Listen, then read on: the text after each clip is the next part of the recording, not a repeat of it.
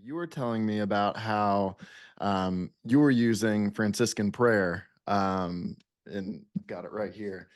You said you were recently using this book for something else that you were working on. And I was just curious how the themes you wrote about 20 years ago in this book still apply to your work today and how they continue to evolve within you. Yeah.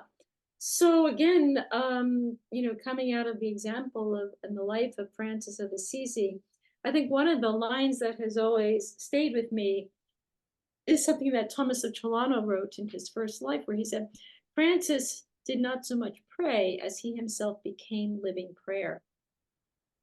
And I think that's a really, really important line for us because today we live in this world of methods, like what method should I use to get close to God, and it's like, well, I'll try centering prayer, I'm going to do meditation, I'm going to do yoga.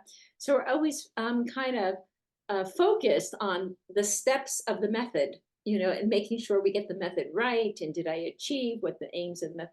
And it's like Francis did none of that. And it really goes back to, again, a very simple, I think Francis, being a very simple person, took that kind of maxim from Jesus, where your heart is, there your treasure lies. Where your mind is, there your treasure lies. And I think he made his every effort to focus his mind, on the love of God. And that's as simple as it gets. It's about mind focusing. And that is what meditation and centering prayer are about.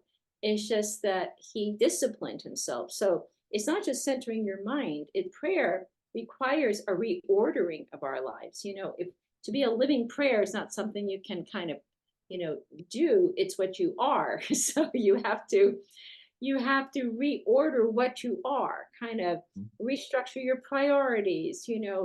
How do you govern what goes into your head and what comes out of your head, like what we're thinking about, the choices we make. So I think prayer again is so fundamental. So the prayer and the humility of God actually go hand in hand.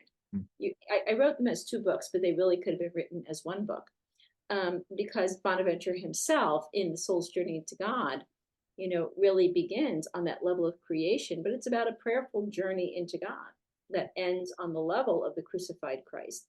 So many people ask me, so what do you do? Like, how do you pray? Especially because I write about evolution and technology and stuff. I don't do that much, quite honestly. You don't have to do, you have to be. So it's not about doing, it's about being. And that's hard for us to get our head around. Like, what does that mean? Being. And just becoming aware of your own um, existence in relation to what draws that existence to more light, which is God.